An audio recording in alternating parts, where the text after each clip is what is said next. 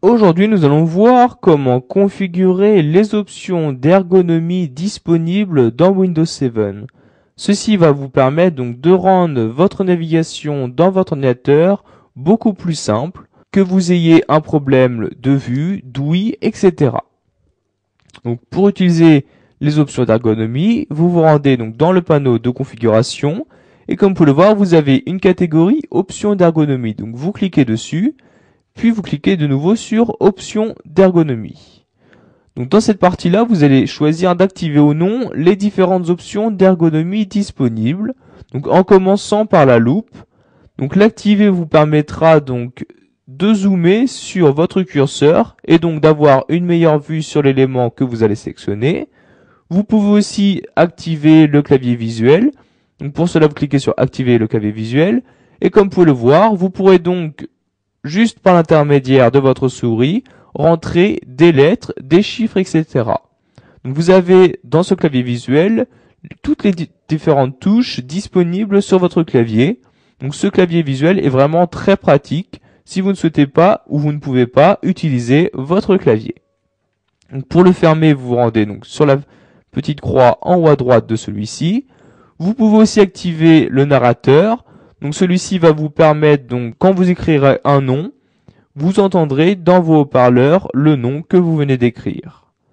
Donc maintenant nous allons descendre un peu plus bas dans les options d'ergonomie et vous pourrez donc choisir de configurer ces options suivant votre cas.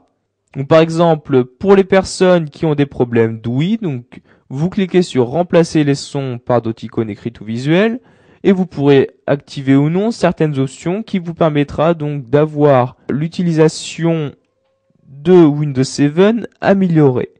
Donc par exemple, vous pouvez activer les notifications visuelles pour les sons. Donc en effet, par exemple, quand vous retirez un périphérique de votre ordinateur, vous pouvez entendre un son.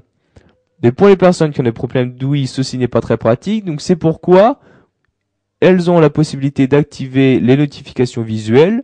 Donc ce qui veut dire que quand elles retireront un périphérique, il y aura une notification visuelle qui va apparaître. Donc par exemple, faire clignoter la barre de légende active ou encore la fenêtre ou le bureau. Donc, vous pouvez choisir ce que vous souhaitez.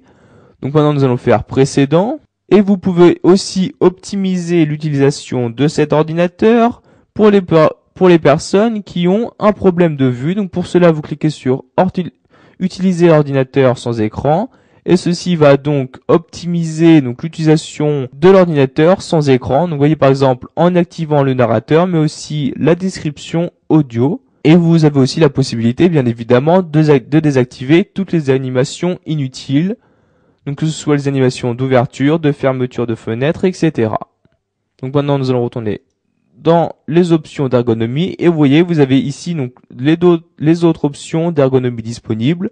Donc comme rendre la souris plus facile à utiliser, mais aussi le clavier plus facile à utiliser. Donc par exemple, pour le clavier, vous voyez, vous pouvez par exemple activer les touches rémanentes. Donc comme vous pouvez le voir, vous avez un exemple. Quand vous faites CTRL-ALT-SUP, vous pourrez le faire donc en appuyant une touche à la fois. Donc maintenant, je vais fermer cette fenêtre-ci. Voilà, vous avez appris à configurer les options d'ergonomie sous Windows 7. Pour cela, vous savez donc maintenant comment activer ou désactiver certaines options afin de rendre l'utilisation